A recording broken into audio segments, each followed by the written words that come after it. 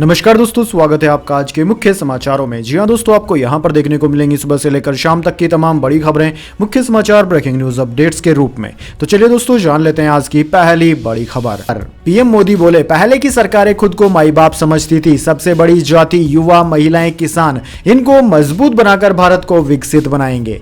जी हां दोस्तों, प्रधानमंत्री मोदी ने गुरुवार यानी कि 30 नवंबर को विकसित भारत संकल्प यात्रा के लाभार्थियों को वर्चुअली संबोधित किया। मोदी ने कहा कि पहले की सरकारें खुद को माई बाप समझती थी। पीएम ने आगे यह भी कहा कि मेरे लिए सबसे बड़ी जाति गरीब, महिलाएं, युवा और किसान है। इन्हें मजबूत बनाकर भारत को विकसित राष्ट्र बनाएंगे। हमारे अमृत स्तंभ है हमारी नारी, हमारी युवा शक्ति, हमारे किसान और हमारे गरीब परिवार। इसके बाद दोस्तों अगली बड़ी खबर, राजस्थान और एमपी में कांग्रेस का पत्ता साफ, तेलंगाना ने चौंकाया, जान लीजिए एग्जिट पोल। जी हां दोस्तों, राजस्थान, मध्य प्रदेश, छत्तीसगढ़, मिजोरम और तेलंगाना विधानसभा चुनाव 2023 के एग्जिट पोल के नतीजे आने शुरू हो गए। न्यूज 18 इंडिया के टारगेट महापोल के मुताबिक तेलंगाना में कांग्रेस को बढ़त मिलती दिख रही है, जबकि राजस्थान में भाजपा बहुमत के साथ सरकार बना सकती है। वहीं दोस्तों मध्य प्रदेश में भी भाजपा आगे नजर आ रही है। छत्तीसगढ़ की बात करें तो छत्तीसगढ़ के एग्जिट पोल में कांग्रेस को 49 सीटों के साथ बढ़त का अनुमान लगाया गया है। दोस्तों बात करें राजस्थान की तो राजस्थान में बीजेपी को 119 सीटें और कांग्रेस को 77 सीटें मिलती हुई दिखाई दे रही है। मध्य प्रदेश में बीजेपी को 130 तो कांग्रेस को 97 सीटें मिलती हुई दिखाई दे रही है। छत्तीसगढ़ में कांग्रेस को 50 तो बीजेपी को 38 सीटें मिल रही है।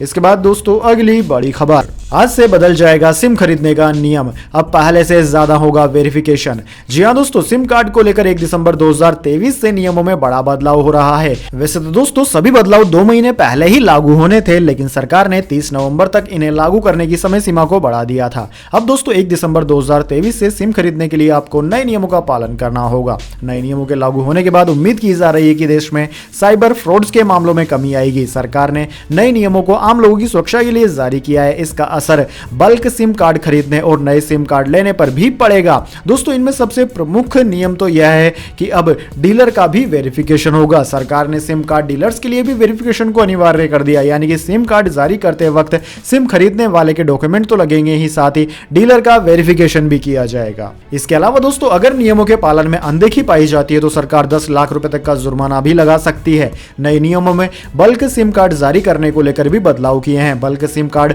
खरीदने के लिए आपके पास बिजनेस कनेक्शन होना जरूरी है। इसके बाद दोस्तों अगली बड़ी खबर, छत्तीसगढ़ कांग्रेस ने चार्टर्ड प्लेन बुक कराया, जीते प्रत्याशियों को सर्टिफिकेट सहित रायपुर पहुंचने के दिए निर्देश।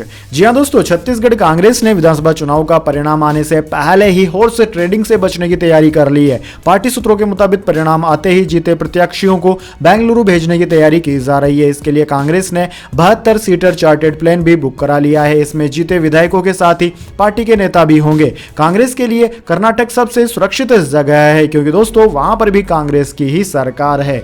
दोस्तों आपकी जानकारी के लिए बता दें, छत्तीसगढ़ में 2 चरणों में 7 और 17 नवंबर को वोट डाले गए थे और परिणाम 5 राज्यों के एक साथ 3 नवंबर को आने वाले हैं। इसके बाद दोस्तों अगली बड़ी खबर, भारत के पहले एस्ट्रोनॉट से मिले नासा चीफ, कहा वैज्ञानिकों की नई पीढ़ी बड़े सपने देखे। राकेश शर्मा 1984 में अंतरिक्ष में गए थे। जी हां दोस्तों, अमेरिकी space agency national aeronautics and space administration NASA के चीफ बिल नेल्सन ने बुधवार 29 नवंबर को अंतरिक्ष में जाने वाले पहले भारतीय राकेश शर्मा से बेंगलुरु में इंडियन स्पेस रिसर्च ऑर्गेनाइजेशन यानी कि इसरो हेडक्वार्टर में मुलाकात की। Bill Nelson social media platform x पर राकेश शर्मा के साथ मुलाकात की एक तस्वीर भी उन्होंने साझा की। कैप्शन में उन्होंने लिखा कि राकेश शर्मा और छात्रों के साथ बात करना बड़े सम्मान की बात थी। राकेश शर्मा की कहानी से पूरा कमरा जगमग उठा था। इसके बाद दोस्तों अगली बड़ी खबर, साउथ अफ्रीका दौरे पर भारत के 3 कप्तान, Surya T20, KL Rahul one day और रोहित शर्मा करेंगे टेस्ट टीम की कप्तानी। जी हां दोस्तों, साउथ अफ्रीका दौरे के लिए तीनों फॉर्मेट में भारतीय टीम का ऐलान कर दिया गया है। हर फॉर्मेट में अलग कप्तान होगा। दोस्तों माना जा रहा है कि रोहित शर्मा को T20 टीम की कप्तानी भी दी जाएगी। हालांकि रोहित ने T20 और वनडे दोनों ही टीमों से खुद को अलग रखा है। विराट कोहली भी इन दोनों सीरीज में नहीं खेलेंगे। दोस्तों 10 दिसंबर से शुरू होने जा रहे इस दौरे पर टीम इंडिया को 3 T20, 3 वनडे और 2 टेस्ट मैचों की सीरीज खेलनी है। इस दौरे के लिए टीम 6 दिसंबर को रवाना होगी। अनुभवी बल्लेबाज विराट कोहली को दौरे की T20 और वनडे सीरीज के लिए आराम दिया गया है। इसके बाद दोस्तों अगली बड़ी खबर, हमास ने यरूशलेम में गोलीबारी की, 3 की मौत, इजराइल बोला ये सीज फायर का उल्लंघन, घर जलाकर 13 साल की बच्ची को बंधक बनाए रखा। जी हां दोस्तों, यरूशलेम में गुरुवार को एक बस स्टॉप के पास गोलीबारी हुई, इसमें 3 इजरायली नागरिकों की मौत हो गई। टाइम्स ऑफ इजराइल के मुताबिक 2 फिलिस्तीनी हमलावरों ने अंधाधुंध गोलियां बरसाना शुरू कर दिया। मौके पर 2 लोगों की मौत हो गई, 6 लोग घायल हुए, 2 की हालत गंभीर है। पुलिस के साथ हुई मुठभेड़ में दोनों हमलावर भी मारे गए।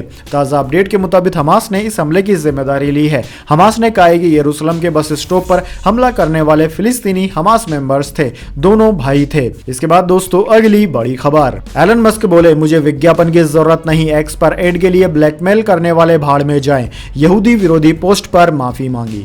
जी हां दोस्तों, सोशल मीडिया प्लेटफॉर्म एक्स के मालिक एलन मस्क ने बुधवार को यहूदी विरोधी कॉन्स्पिरेसी थ्योरी का समर्थन करने के लिए माफी मांगी है। इसके साथ ही उन्होंने उन कंपनियों पर निशाना साधा जिन्होंने हाल ही में उनके प्लेटफॉर्म पर एडवर्टाइजमेंट रोक दिए हैं। एलन मस्क न्यूयॉर्क टाइम्स की डील बुक समिट में शामिल हुए थे। मस्क ने कहा कि मैं नहीं चाहता कि वे विज्ञापन करें, अगर कोई विज्ञापन या पैसे के जरिए मुझे ब्लैकमेल करने वाला है तो भाड़ में जाओ। वहीं दोस्तों बॉब ईगर डिज्नी के सीईओ हैं, वह भी इस समिट में शामिल हुए थे। उन्होंने कहा कि बॉब ने कहा था जरूरी नहीं कि एक्स के साथ जुड़ना हमारे लिए पॉजिटिव हो। इस पर एलन मस्क ने इस तरह का जवाब दिया।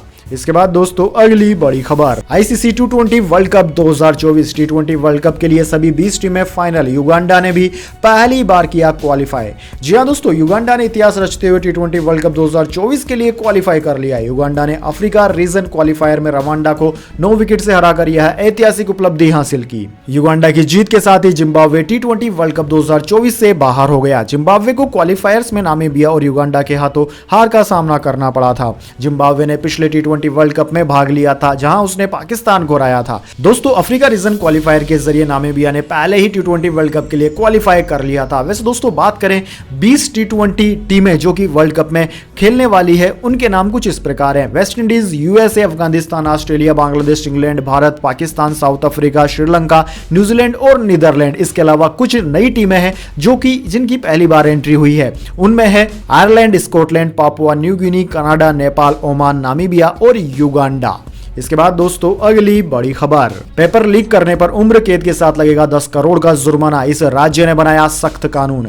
जी हां दोस्तों, झारखंड में पेपर लीक करने पर उम्र कैद और 10 करोड़ रुपए तक का जुर्माना लगेगा। राज्यपाल ने इस नए कानून को मंजूरी दे दी है। झारखंड में प्रतियोगी परीक्षाओं के पेपर लीक और नकल रोकने के लिए सख्त कानून लागू करने का रास्ता भी साफ हो गया। राज्यपाल CP राधाकृष्णन ने विधानसभा से बीते अगस्त महीने में पारित विधेयक को मंजूरी दे दी। राज्य सरकार द्वारा अधिसूचना जारी होते ही यह कानून का रूप भी ले लेगा।